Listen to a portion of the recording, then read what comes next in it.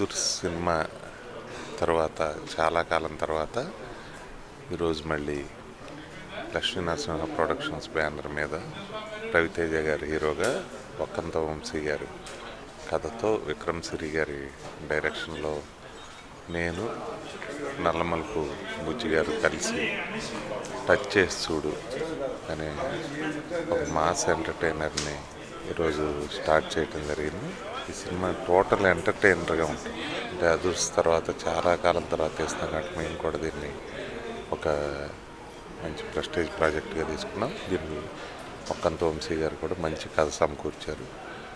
Character కూడా రవితేజ గారు చాలా యాప్ట్గా సరిపోతుంది.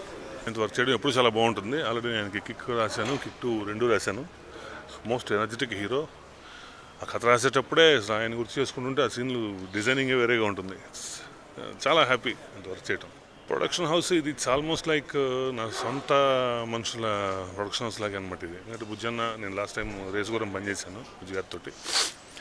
సో మళ్ళీ చేయటం ఐఎమ్ వెరీ హ్యాపీ. సొంత బ్రదర్తో చేసినట్టే ఫీల్ అవుతుంటాను నేను.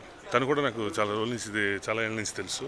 విక్కీ ఇప్పుడు నేను ఎలా అయితే ఫస్ట్ సినిమా చేయడం కోసం ప్రిపేర్ అవుతున్నాను, he's also waiting since very long period. And very creative person. చాలా డెఫినెట్గా చాలా పెద్ద సక్సెస్ అవుతాడు తను. I'm very happy that he's directing my film as his first movie. Definitely కథకి రిలేటెడ్గా ఉంటుంది. And very aggressive character Ravi garu as usual. And దానికి యాప్ట్ టైటిల్ ఇట్స్ మాసీ. లక్ష్మీ నరసింహ ప్రొడక్షన్ పేరు మీద టచ్ చేసి చూడు ఈరోజే ప్రొడక్షన్ అండి స్టార్ట్ అయింది. రవితేజ గారితో చాలా సినిమాలు చేశాను.